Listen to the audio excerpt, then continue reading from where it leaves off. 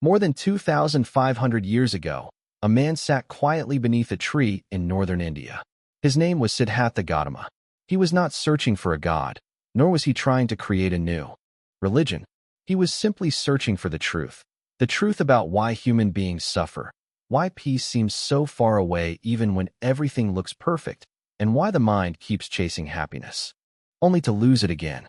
After years of deep contemplation, he awakened to something timeless.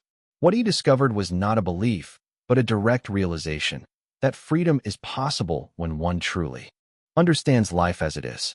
From that moment, he became known as the Buddha, the Awakened One. Today, centuries later, his teachings still echo across the world, in temples, monasteries, and now even through screens and speakers. But beyond the statues, rituals, and cultural layers, there lies a simple yet profound wisdom. The teachings of the Buddha are not about worship, but about understanding. They are not about blind faith, but about seeing reality clearly. They are not meant only for monks or scholars, but for anyone who wishes to live with less suffering and more clarity. In fact, the Buddha once said, "Come and see for yourself," inviting everyone to test his words through their own experience. If we look around today, we can see that people are still searching for what the Buddha sought to understand: peace, purpose, and freedom from confusion. We live in an age of constant noise, endless scrolling, and endless wanting. We chase after happiness in material things, relationships, careers, and success, but the satisfaction never lasts. Every pleasure fades, every excitement passes, and deep inside, we sense that something is missing. The Buddha began his journey with that same feeling, a quiet knowing that ordinary happiness is fragile and temporary. But instead of running from it, he turned inward, and in doing so, he uncovered truths that are as relevant today as they were 2,500 years ago. The beauty of the Buddha's teaching lies in its simplicity. He didn't claim to be a prophet or a savior. He called himself only a teacher who points the way. His path is a map, not to heaven or to some distant paradise, but to the understanding of your own mind, your own suffering, and your own potential for awakening. And when you begin to understand this, life itself starts to transform. The ordinary becomes sacred, and every moment, joyful or painful, becomes a doorway to wisdom. In this video, we are going to explore 5 profound teachings of the Buddha, not as abstract philosophy, but as living truths that can change how you see the world. These teachings are simple, but when truly understood, they have the power to shift your perspective entirely. They show us that peace is not something we find outside, but something that arises when we stop clinging, stop resisting, and start seeing clearly. So take a breath, let your mind settle, and open your heart. You don't need to be a Buddhist to understand these truths. They belong to all human beings. What you're about to hear is not a belief system, but an invitation to awaken. This is the wisdom that the Buddha discovered under that Bodhi tree, and it might just change how you look at everything. One of the first truths the Buddha realized, and perhaps the most universal of them all, is the law of impermanence, Anicca. Everything that arises will pass away. Nothing, no matter how beautiful or powerful, can escape change. It sounds simple, even obvious, yet the human heart resists it more than anything else. We know that flowers wither, that seasons change, that people grow old and die. But when it comes to our own lives, our possessions, our relationships, our bodies, our dreams, we cling to them as if they could stay forever. We build our identities upon things that are constantly slipping through our fingers, and when they change or disappear, we suffer. The Buddha saw this with extraordinary clarity. Sitting under the Bodhi tree, he observed how every moment of existence arises and fades. Sensations, feelings, thoughts, even the sense of I. All of them are processes, not possessions. Just like the flicker of a candle flame, each moment burns brightly for a time, then gives way to the next. To see this is not to become sad or detached from life, but to finally live in alignment with reality. When we understand that everything is impermanent, we stop demanding that things should stay the same. We stop holding on so tightly. We begin to flow with life instead of fighting against it. Look closely and you can see impermanence everywhere. The sunrise that paints the sky in gold lasts only a few minutes before fading into day. The laughter of a child echoes for a moment, then becomes a memory. Even the pain that feels unbearable today will one day lose its intensity, soften, and pass. Every heartbeat is a reminder that time is moving. Every breath you take is different from the one before it. In this ever-changing river of existence, the only constant is change itself. Yet most of our suffering comes from forgetting this truth. We try to freeze moments in time, a perfect relationship, a success, a feeling of happiness, but they always shift, evolve, dissolve. We hold on to the idea of how things should be, instead of embracing how things are.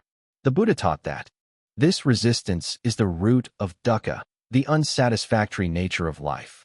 We suffer not because change happens, but because we refuse to accept it. We say, I want things to stay just like this, or I wish this had never changed. And in those words, we create our own prison. But when we truly see impermanence, a quiet wisdom dawns. We begin to appreciate life as a series of precious, fleeting moments. We realize that because things are impermanent, they are also infinitely valuable. You love the flower because it will fade. You cherish the people in your life because you know time is short. You savor this breath, this heartbeat, because it will never return. Understanding impermanence does not lead to despair, it leads to gratitude. It makes you softer, humbler, and more present.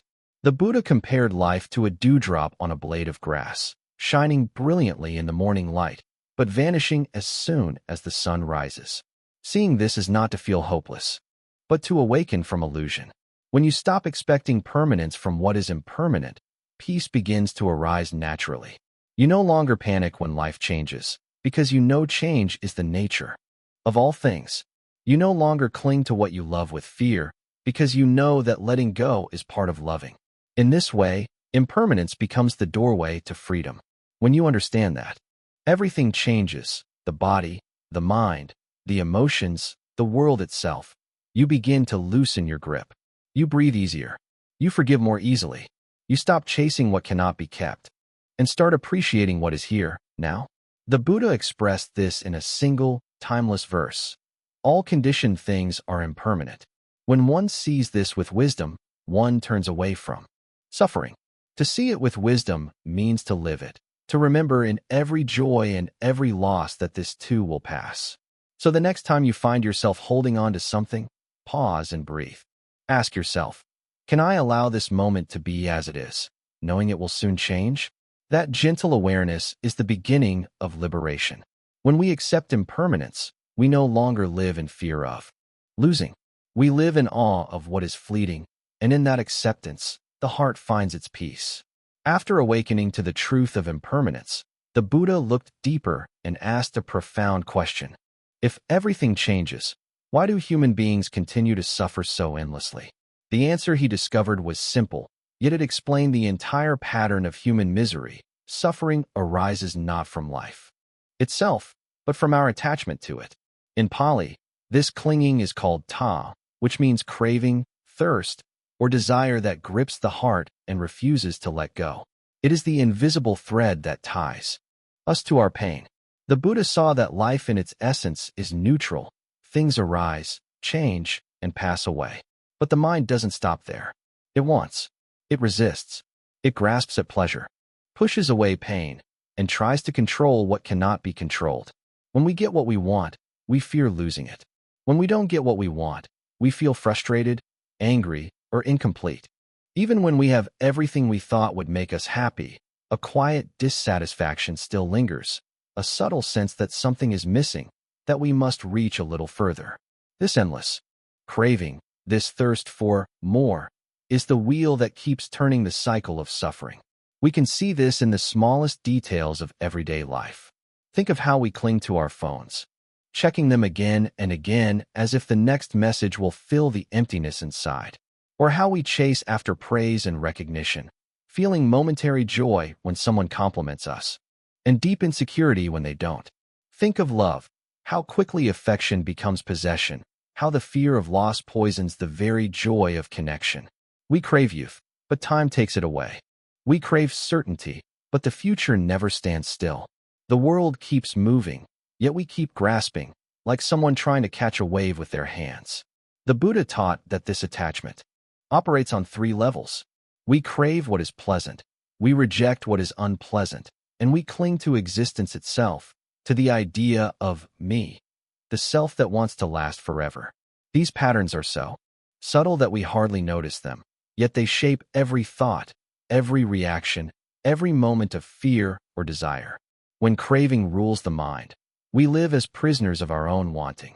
We mistake pleasure for happiness and pain for failure, but both are simply movements of the same mind, the mind that cannot rest. To see this truth is to take the first step toward freedom. The Buddha never said we must stop enjoying life or suppress our feelings. He taught a middle way, to enjoy what comes, but without clinging to it, to face pain, but without resentment. When you let go of the need to control every outcome, life begins to unfold with surprising grace.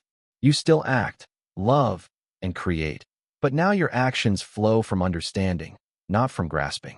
Letting go does not mean losing interest. It means losing the illusion of ownership. There is a quiet power in learning to say, this, too, will change. When something pleasant happens, we enjoy it fully, knowing it is temporary. When something painful arises, we endure it patiently, knowing it too will pass. In this balance, the heart becomes light. The Buddha described this state as one free from thirst, nibbana, the extinguishing of craving's fire. Imagine a mind no longer ruled by I want, I must have, or I cannot lose. What remains is peace, not the peace of avoidance, but the peace of understanding. You can experience this even in ordinary moments.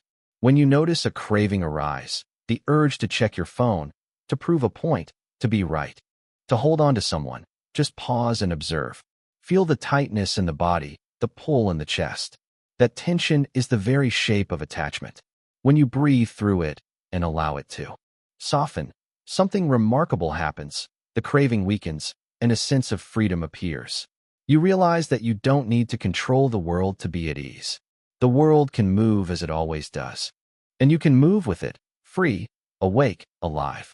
The Buddha's words in the Dhammapada capture this wisdom perfectly.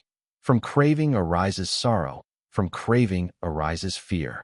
For one who is free from craving, there is no sorrow and no fear.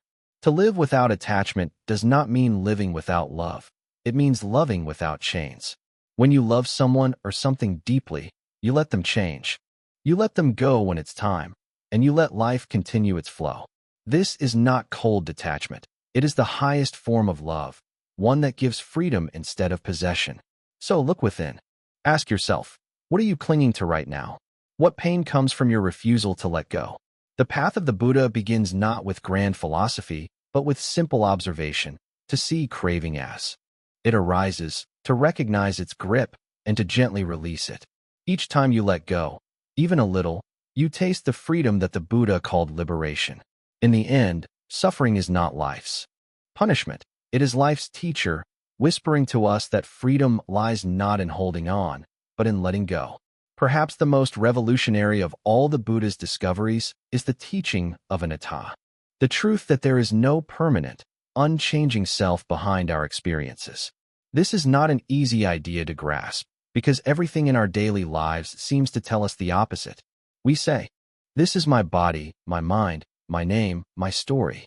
We speak as if there is a solid I who owns these things, who stays the same while everything else changes. But if we look closer, if we observe deeply, as the Buddha did, we will find that this I we defend so fiercely is like a shadow, a pattern made of changing elements, never the same from one moment to the next.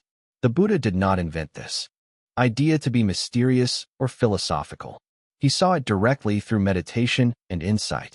Sitting in silence, he observed the 5 aggregates: body, feeling, perception, mental formations, and consciousness, and realized that none of them could be called self.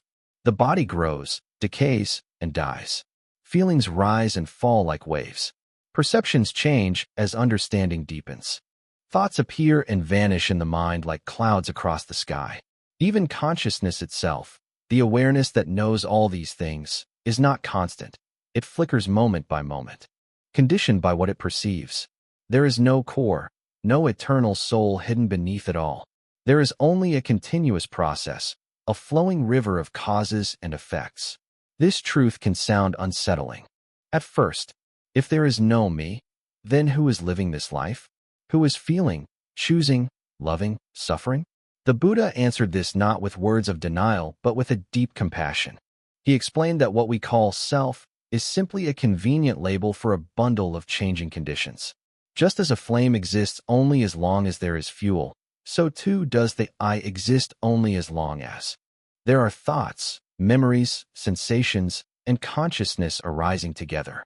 There is continuity, but no fixed entity within it.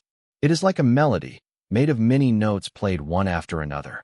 Beautiful as a whole, but never existing as a single, separate thing. When we fail to see this, we create endless suffering. We cling to the body as mine and fear its aging. We cling to opinions as mine and feel attacked when others disagree. We cling to our emotions and identities, building walls between me and you, us and them. This illusion of self gives rise to pride, greed, jealousy, and fear, all the poisons that disturb the mind.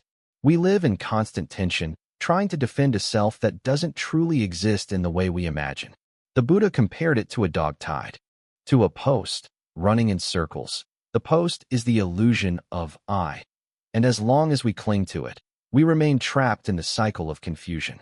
But when we begin to see the truth of Anattā, something incredible happens. The walls of separation start to dissolve. We realize that the pain we cause others is also our pain, that the joy of others can be our joy. The boundaries between self and world soften. Life becomes less about me and mine, and more about what is happening here and now. With this understanding, compassion arises naturally, because without the illusion of a permanent self to protect, there is no need for defensiveness, no need for comparison, no need for constant craving. The Buddha once said to his disciples, "This is not mine, this I am not. This is not myself." He was not teaching them to reject life, but to see through the false sense of ownership that binds us to suffering. To say this is not mine is to recognize that everything we experience, pleasant or painful, arises and passes according to conditions. To say this I am not is to understand that we are not limited to any passing state or identity. To say this is not my self is to awaken to the freedom of not being confined by illusion. When this insight begins to take root, life feels lighter. You stop taking things so personally. When someone criticizes you, it no longer cuts so deep because you see that their words are just sounds, conditioned by their own perceptions. When you face failure, you no longer collapse in shame because you understand that success and failure are simply labels passing through the stream of experience. You become less reactive, more spacious inside. The mind no longer needs to control everything because it realizes there is no separate controller apart from the flow itself. This doesn't mean you become passive or lifeless. On the contrary, you become more alive than ever. Without the weight of a rigid I, life becomes fresh and spontaneous. Every moment is new because you are no longer trapped by yesterday's identity. You can love more freely because there is no self-centered need to possess. You can forgive easily because you no longer see offense as personal.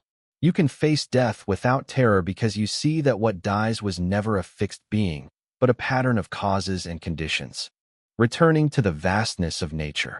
Understanding Anattā is not an intellectual exercise. It is a direct experience that comes from observing your own mind. Watch your thoughts arise and disappear. Watch your emotions come and go. Notice how the sense of I appears only when thoughts link together and say, "This is me." If you sit quietly and look closely, you may glimpse the truth. There is awareness, but no owner of that awareness. There is experience, but no fixed experiencer. And in that realization, the burden of self begins to fall away. This is the heart of the Buddhas. Liberation, the end of delusion. When there is no self to defend, no self to promote, no self to lose, what remains is pure peace.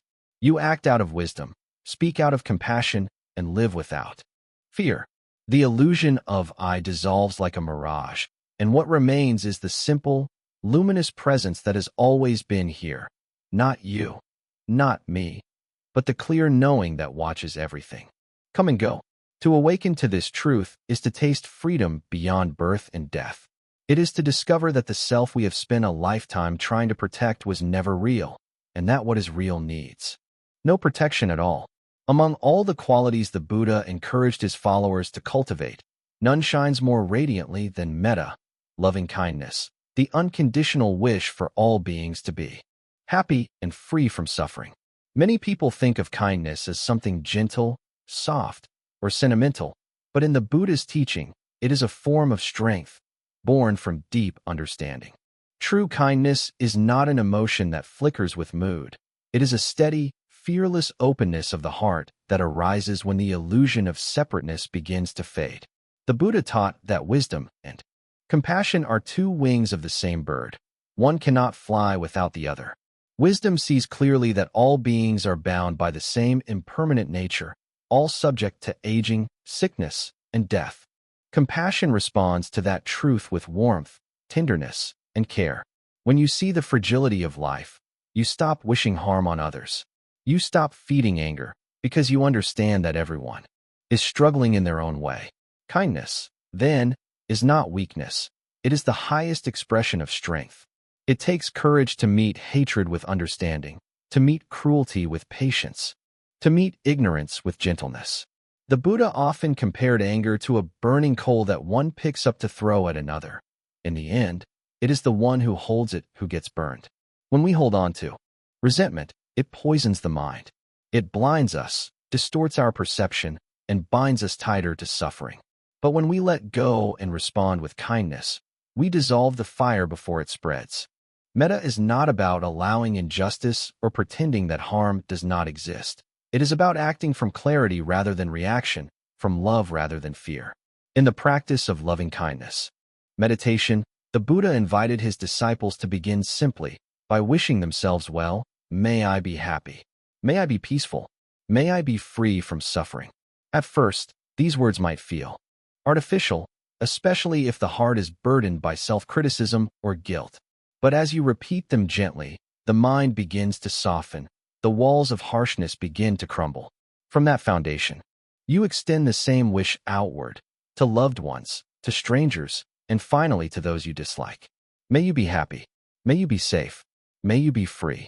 You realize that just as you seek happiness and dread pain, so does every other being, from the smallest insect to the person who once hurt you.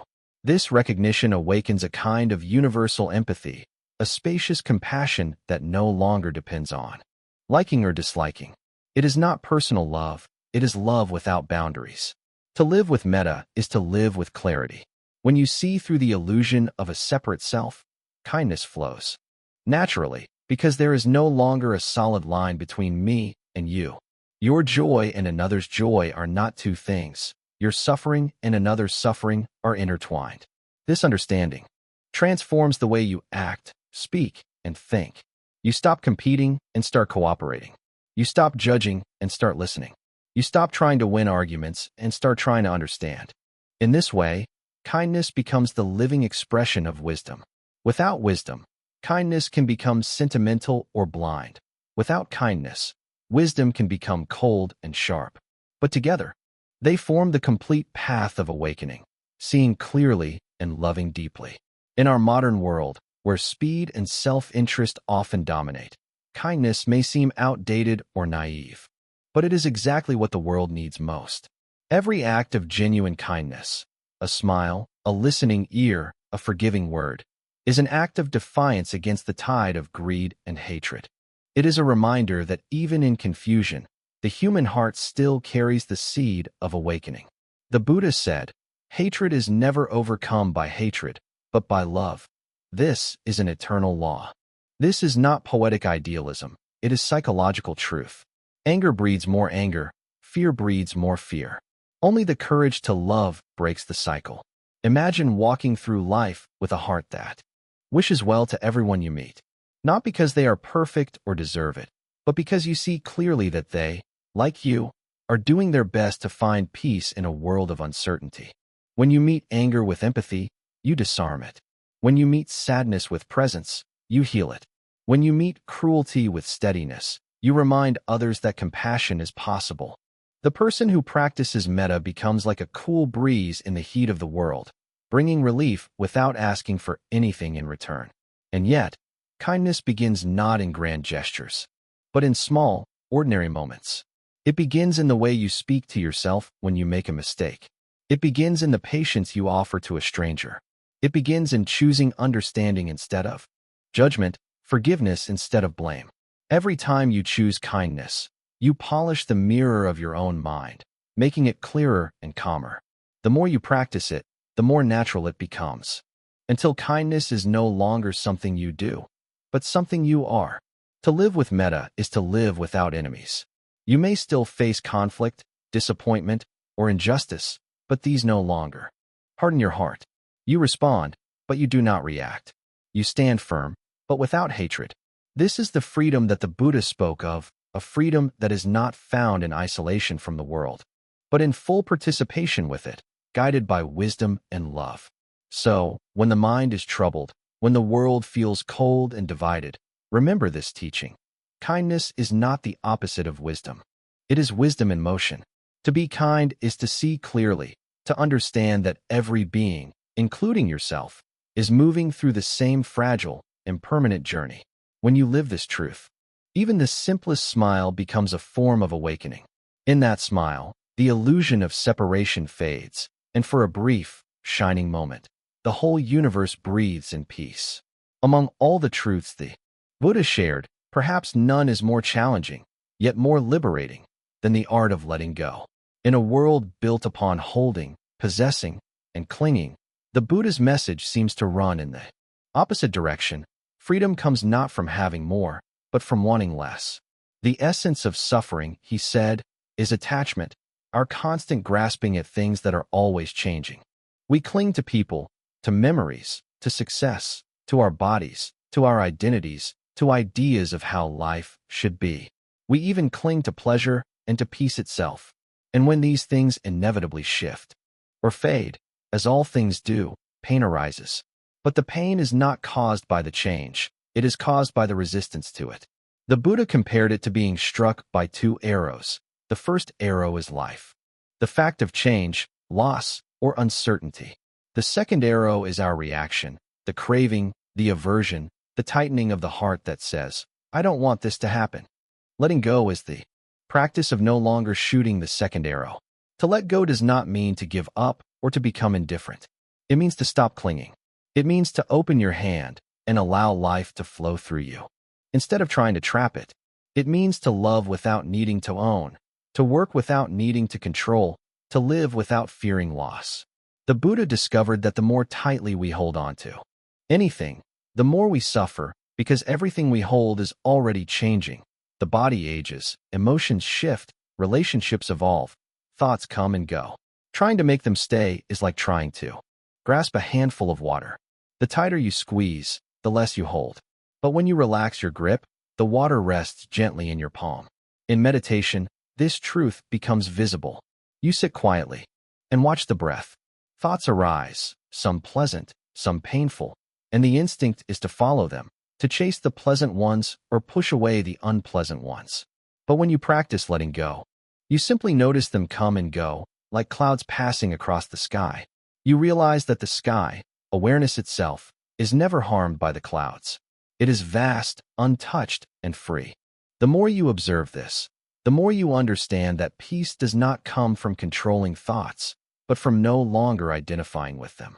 Letting go means resting in that awareness, seeing everything arise and fade without clinging to any of it as mine. The Buddha's own life is the perfect example of this freedom. He let go of his wealth, his royal identity, his ambitions, and even his fear of death. In doing so, he discovered something far greater, an inner stillness that nothing could disturb. When he spoke of nibbana, he described it not as a place, but as the extinguishing of the fires of greed, hatred, and delusion. These fires are nothing more than the endless craving to hold on to what cannot be held. When they fade, the mind becomes cool, spacious, and bright, like a flame that has gone out because the fuel of clinging has been exhausted. This is not a loss, it is liberation. In our daily lives, we can begin to taste this freedom in simple ways. When you let go of a grudge, you feel lighter. When you stop needing to win every argument, peace enters. When you no longer chase validation from others, your heart rests naturally in its own dignity. Each act of letting go is like setting down a heavy stone you didn't know you were carrying. The Buddha said, if you let go a little, you will have a little peace. If you let go a lot, you will have a lot of peace. If you let go completely, you will know complete freedom. Letting go also means trusting the flow of impermanence. We often fear change because we build our identity around what is temporary, our youth, our roles, our possessions, our opinions. But when we see that change is not our enemy, we stop fighting it. We begin to move with life, instead of against it. Like a leaf floating on a river, we are carried by something far greater than our personal desires, the law of cause and effect of nature itself. This doesn't mean we become passive. It means we act wisely, without attachment to outcomes. We do what needs to be done, but we release the demand for things to turn out exactly our way. That is where true serenity begins. Letting go can feel like death to the ego, because the ego survives by clinging to identity, to pride, to stories. But when you release them, what dies is not you, but your illusion of control. What remains is something vast and peaceful, awareness itself, pure and unshaken. This is why the Buddha described awakening as the highest happiness. Not because everything becomes perfect, but because you stop resisting the imperfection. You see clearly that everything you experience is arising and passing according to causes and conditions. You no longer take it personally. Life continues, joys, sorrows, beginnings, endings, but your heart remains open and free. Imagine living in such a way. Imagine walking through the world without being owned by fear, anger, or craving. Imagine meeting each moment as it is, without needing it to be different. That is what letting go really means, not escaping life, but entering it fully, with nothing to protect and nothing to lose. When you stop grasping, you begin to live. When you stop trying to hold the river still, you start to feel its flow. The practice of letting go is not easy, but it begins here and now. You can start by noticing where you are holding on, to expectations, to possessions, to your image, to people, to the past. And then, with each breath, soften your grip. Say quietly in your heart, it's okay to let this be. The more you practice, the more you see that freedom is not somewhere else. It is right here, hidden behind the tension of holding. In the end, letting go is not something you do. It is something that happens naturally when you understand. When you see the truth of impermanence, when you see the futility of clinging, the hand of grasping simply opens. And in that opening, there is a peace that no possession, no achievement, no belief can ever give. This is the peace the Buddha discovered beneath the Bodhi tree, the peace that is not found by gaining, but by releasing. To let go is to awaken. To awaken is to be free. As we come to the end of this journey through the Buddha's 5 profound teachings, a quiet truth begins to settle in the heart. That enlightenment is not something distant, not a mystical event reserved for saints or sages. It is something alive, immediate, and deeply human. It is the simple act of waking up from our forgetfulness, from the dream that tells us happiness lies somewhere else, that peace will come only when things are different, that life should obey our desires. The Buddha's wisdom is not about escaping the world. It is about seeing it clearly. It is about realizing that freedom does not depend on changing what happens, but on changing how we relate to what happens.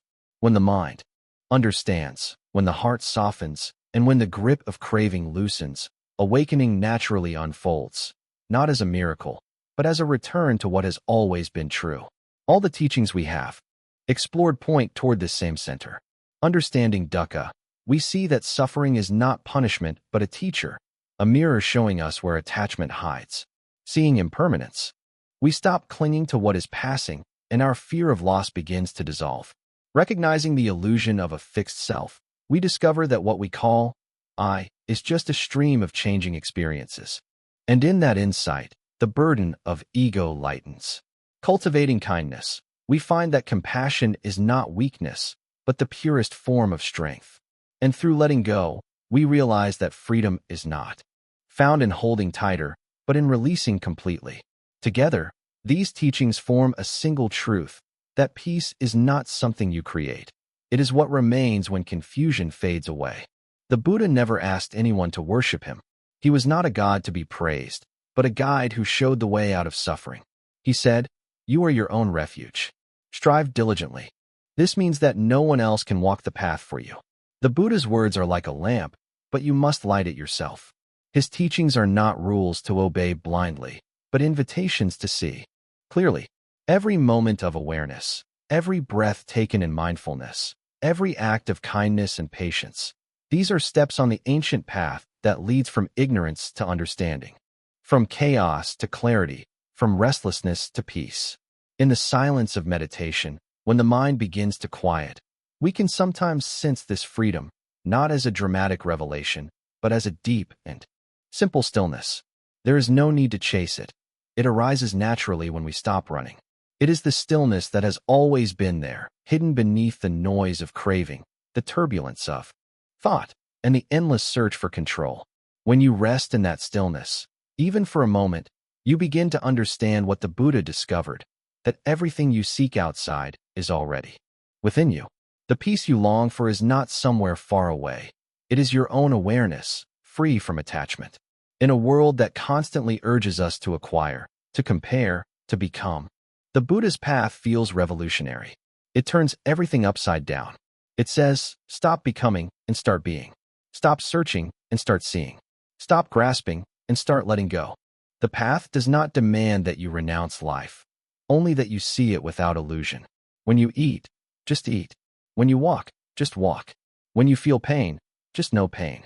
When you feel joy, just know joy. In this simple knowing, free of resistance and craving, awakening shines quietly, not in temples or doctrines, but in the clarity of a mindful heart. This is the timeless invitation of the Buddha to awaken here, in this very life, in this very moment. You don't need to be perfect. You don't need to have all the answers. The path begins wherever you are. The first step might be as small as taking a conscious breath, forgiving yourself, or pausing before reacting in anger. Each of these small moments of awareness plants a seed of freedom. And as these seeds grow, your whole relationship with life changes. You begin to meet each experience, pleasant or painful, with equanimity and grace. You begin to understand that everything arises, plays its part, and passes away, and that you, too, are part of this vast unfolding. If you look deeply enough, you'll see that the Buddha's path is not a religious path at all. It is a human path, one that begins with the mind and leads back to the heart. It is a way of living with wisdom, compassion, and balance. It doesn't promise escape from the world, but peace within it. It doesn't promise an end to challenges, but a mind that can meet them without fear. In this way, awakening is not a final destination, but a continuous unfolding. Each moment of awareness a small enlightenment, each act of kindness a quiet miracle. So, as you finish watching, take a moment of stillness. Feel your breath. Feel the beating of your heart. This is life, fleeting, precious, and ever-changing. And within it lies the same truth that the Buddha discovered beneath the Bodhi tree, that peace, wisdom, and freedom are not things to seek elsewhere, but qualities waiting to awaken within your own heart. You don't need to look for a perfect moment. This moment is enough. This breath, this awareness, this gentle letting go, it is already the path. And as long as you keep walking with mindfulness, kindness, and clarity, you are walking in the footsteps of the Buddha. The path of awakening doesn't end with knowledge. It begins with understanding. And that understanding begins here, with you, right now, in the stillness of your own mind.